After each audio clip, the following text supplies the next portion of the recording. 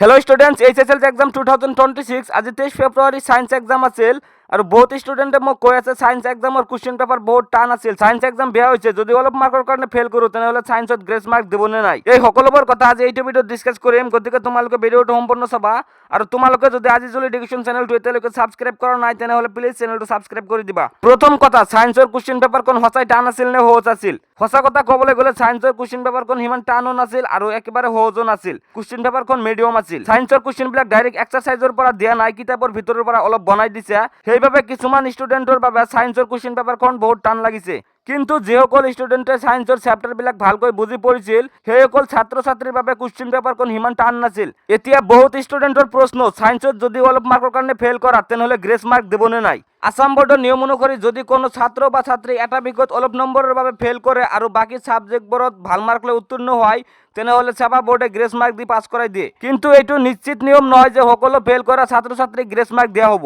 তোমালোকক মেট্ৰিক পৰীক্ষা 2026 বৰ্ষত গ্ৰেছ মাৰ্ক দিবনে নাই মই এটা এক্সাম্পল দিম আৰু এক্সাম্পলটো চালে তোমালোকে বুজি পাবা তোমালোকক সায়েন্সত গ্ৰেছ মাৰ্ক দিবনে নাই গতিকে তোমালোকে এক্সাম্পলটো ভালকৈ চোৱা ধৰা তুমি সায়েন্সৰ এমসিকিউত পাইছা 45 মাৰ্কৰ মাজত 23 মাৰ্ক আৰু থিওৰিত পাইছা 45 মাৰ্কৰ মাজত 8 মাৰ্ক তেনেহ'লে তুমি নিয়মত ফেল কিয়নো আমি সকলোৱে জানো এটা সাবজেক্টত পাছ কৰিবৰ বাবে এমসিকিউত 45 মাৰ্কৰ মাজত 13 মাৰ্ক পাব লাগিব আৰু থিওৰিত পাছ কৰিবৰ বাবে 45 মাৰ্কৰ মাজত 14 মাৰ্ক পাব লাগিব কিন্তু তুমি সায়েন্সৰ এমসিকিউত পাইছা 45 মাৰ্কৰ মাজত 23 মাৰ্ক পাছ কৰিবৰ বাবে লাগে 13 মাৰ্ক এইটো ঠিকই আছে তুমি এমসিকিউত পাছ কৰিছা কিন্তু আনহাতে থিওৰিত পাছ কৰিবৰ বাবে লাগে 45 মাৰ্কৰ মাজত 14 মাৰ্ক তুমি পাইছা 8 মাৰ্ক মানে সায়েন্সৰ থিওৰিত পাছিং মাৰ্কতকৈ 6 মাৰ্ক কম পাইছা এতিয়া এনে ক্ষেত্ৰত বোৰ্ডে সায়েন্সৰ থিওৰিত 6 গ্ৰেছ মাৰ্ক দি পাছ কৰাই দিবনে 6 গ্ৰেছ মাৰ্ক দি পাছ কৰাই দিব যদি তুমি বাকিবোৰ সাবজেক্টত ভাল মাৰ্ক লৈ পাছ কৰা মনত ৰাখিবা থিওৰিত 10 মাৰ্ক লৈকে গ্ৰেছ দিয়ে যদি তুমি বাকি 5টা সাবজেক্টত ভাল মাৰ্ক লৈ পাছ কৰা কিন্তু এমসিকিউত ফেল কৰিলে গ্ৰেছ মাৰ্ক দিয়াৰ বেছি চান্স নাই কারণ এমসিকিউটো হৈছে মাল্টিপল চয়েস কোশ্চেন তাতে এনসারটো দিয়াই থাকে অকল 4টাৰ ভিতৰত শুদ্ধ এনসারটো বাছি উলিয়াব লাগে